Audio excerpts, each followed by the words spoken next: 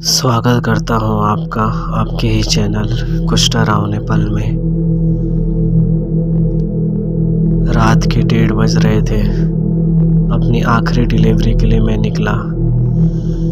Location शहर से बाहर थी। ना लोग थे, ना लाइटें और न ही किसी की आवाज़। फ़ोन मिलाया तो सामने से बस सिर्फ सन्नाटा।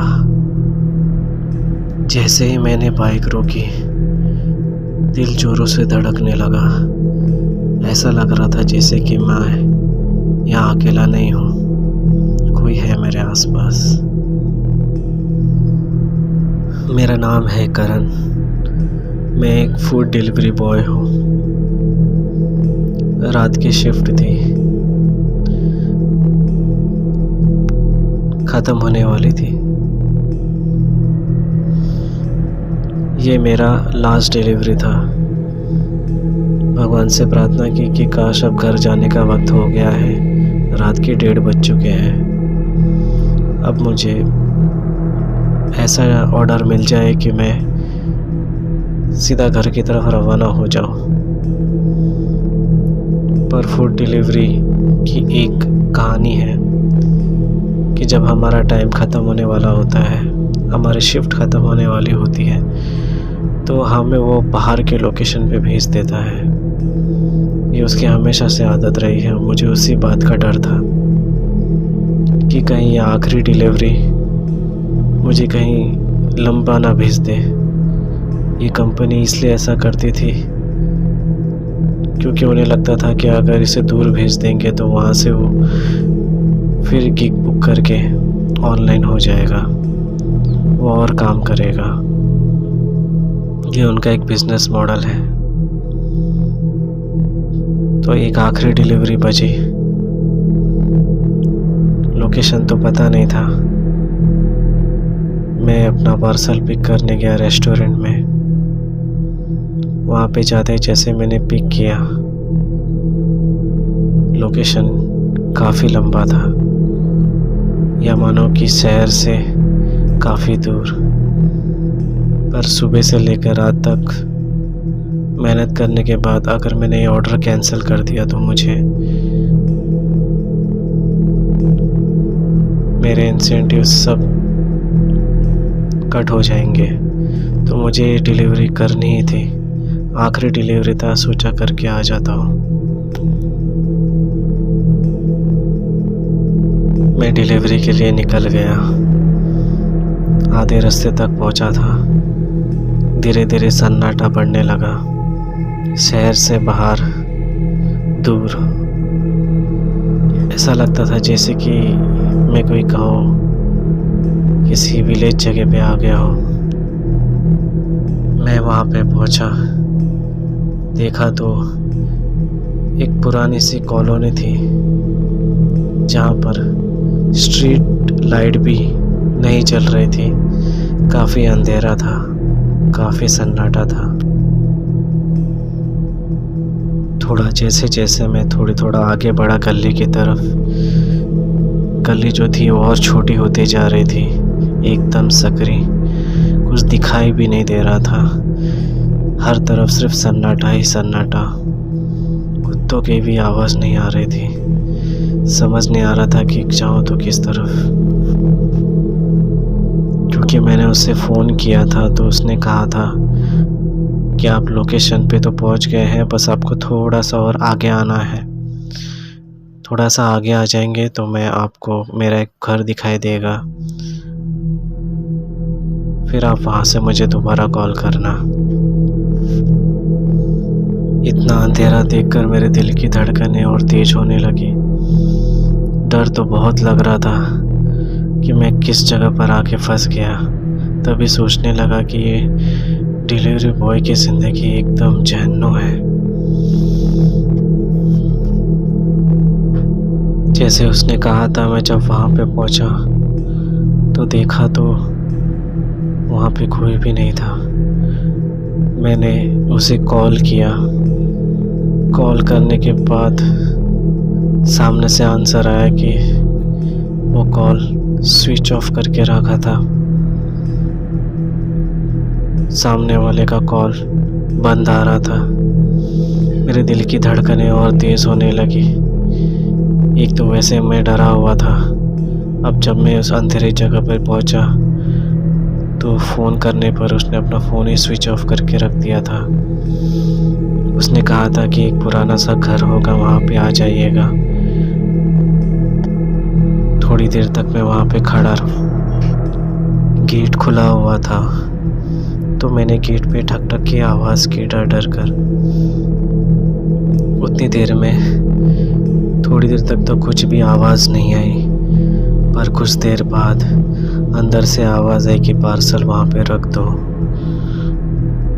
और अब अंदर मत आना, बस वहाँ पे रख दो और चले जाओ। जब मैंने पीछे मुड़कर देखा तो मेरी बाइक की तरफ कोई खड़ा हुआ दिखाई दे रहा था। लंबा, दुबला, काला सा। मैंने पूछा, भाई कौन हो तुम? तो उस इंसान ने सामने से कोई जवाब ही नहीं दिया। मैंने उससे दोबारा पूछा, कौन हो भाई? क्या कर रहे हो मेरी गाड़ी के पास? वो बस मुझे घूरे जा रहा था, घूरे जा रहा था। मैं अंदर से डर से थर थर काँपने लगा। अचानक एक ठंड सी महसूस हुई और वो हवा में गायब हो गया। मैं इतना डर गया कि जो उससे भागा, मैं बाइक की तरफ अपने बाइक को स्टार्ट करने के लिए स्टार्ट कर रहा था, पर बाइक स्टार्ट ही नहीं हो रही थी। 2-3 बार किक मारा, स्टार्ट ही नहीं हो रही थी। मेरे दिल की धड़कनें तेज़ होती जा रही थी। करूँ तो क्या करूँ? और हद तो तब हो गई जब मैंने मुड़कर उस घर की तरफ देखा तो वहाँ पे कोई घर था ही नहीं। वो सिर्फ एक पुरानी सी दीवार और उस पर झाड़ वेड़ उगे हुए, पौधे उगे हुए, एकदम खराब सी दीवार। मैं सोच में पड़ गया कि एक घर जो यहाँ पे था वो गया तो कहाँ गया। मैं वहाँ से चिल्लाकर ऐसा भागने की कोशिश में मैंने बाइक को स्टार्ट करना शुरू किया। फिर मैं उतरकर एक जगह पर भाग गया। अब करूँ तो मैं क्या करूँ? थोड़ी देर तक एक जगह पर खड़ा रहा, किसी का इंतज़ार करने लगा कि कोई आ जाएगा, उससे लिफ्ट मांग लूँगा और चले जाऊँगा यहाँ से। सुबह आकर मैं इस बाइक को लेकर जाऊँगा, पर कोई वहाँ पे नहीं था।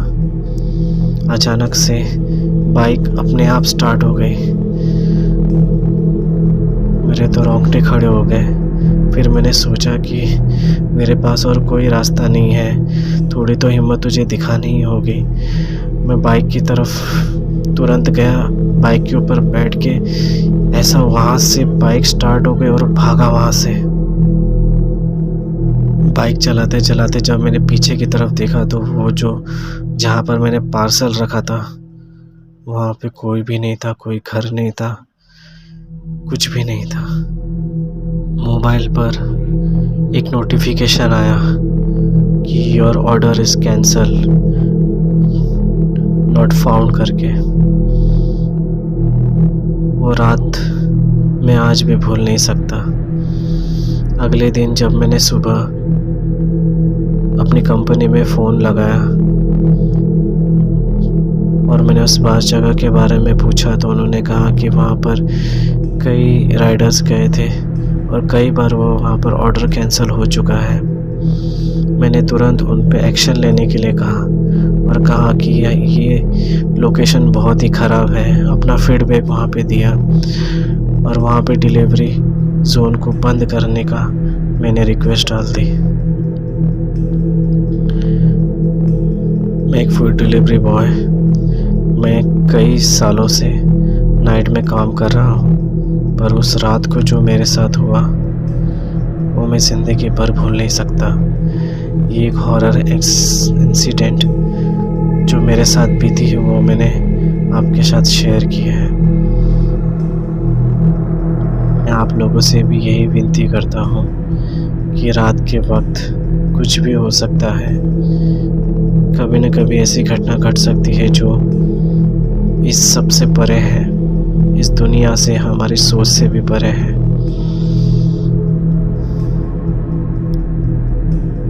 कैसी लगी आपको ये कहानी? अगर अच्छी लगी तो प्लीज़ सब्सक्राइब कर दीजिएगा। बहुत मेहनत लगती है ये सब वीडियोस बनाने में, काफ़ी रिसर्च करना पड़ता है। आपका प्यार, आपका सपोर्ट मेरे लिए काफ़ी मोटिवेशन का काम करता है। तो प्लीज़ आप इस चैनल पे नए हो तो प्लीज़ सब्सक्राइब कर दीजिए। ऐसी हॉरर स्टोरी मैं आपके लिए बार बार लाता रहूँगा। अगर आपको मेरी ये कहानी पसंद आए तो इसे लाइक भी कर दीजिएगा और शेयर भी कर दीजिएगा। अपना ख्याल रखें।